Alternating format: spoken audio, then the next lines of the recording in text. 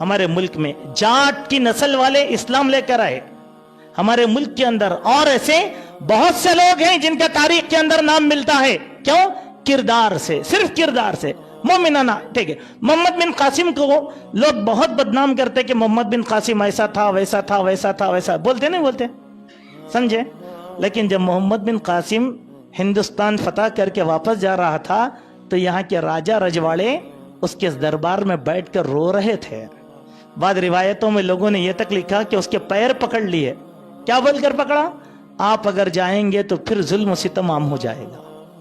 عدل کرنے والی آپ ہی ہیں، انصاف کرنے والی آپ. یہ ہمارا کردار ہے، صحابہ کا کردار ہے، یہی سماجی پہلو ہے. جب تک سماج کی اصلاح نہیں ہوگی ہماری توحید سے کوئی متاثر نہیں ہوگا، ہماری سنت پر عمل کی دعوت سے کوئی متاثر نہیں ہوگا. آپ لاکھ بات کہیں، اگر ہمارا کردار خراب ہے تو ہماری دعوت بے اثر ہے. یہ بات اچھی طریقے سے نوٹ کر کے رکھ لیجئے. اسلام توحید سے پہلے ایک چیز بنایا جس کا نام تھا کردار، جو سماج کے لیے سب سے بڑی چیز ضروری ہے.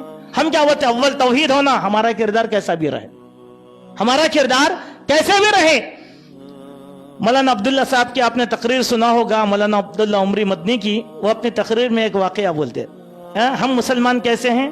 کہ ایک مرتبہ کی بات ہے کہ ایک پٹھان صاحب جا رہے تھے، جاتے جاتے ان کی نظر پڑ گئی ایک غیر مسلم پر جو قبلہ رخ ہو کر پیشاب کر رہا تھا. پٹھان صاحب کو غصہ آیا تو پٹھان صاحب بولے کہ اے کافر کے بچے، تیری اتنی مجال کہ ہمارے قبلے کی طرف تو جو ہے رخ کر کے پیشاب کر رہا. بولے ادھر ہمارا قبلہ ہے. تو بولے کہ نہیں معلوم پٹھان، غلطی ہو گئی. ایک مرتبہ وہ کافر جا رہا تھا، پٹھان صاحب قبلہ رخ ہو کر پیشاب کر رہے تھے. تو کافر بولا پٹھان صاحب قبلہ. تو بولا کہ ایک کمینے، یہ تیرے باپ کا قبلہ ہے کہ ہمارے باپ کا قبلہ ہے؟ ہم ایسے مسلمان ہیں. ہم کیا بولتے ہیں؟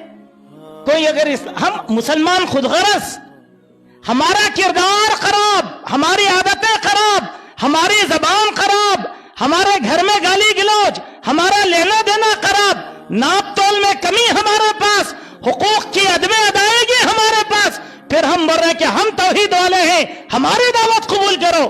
تو آدمی توحید دیکھے گا کہ کردار دیکھے گا؟ اللہ کے نبی نے کردار بنایا پہلے.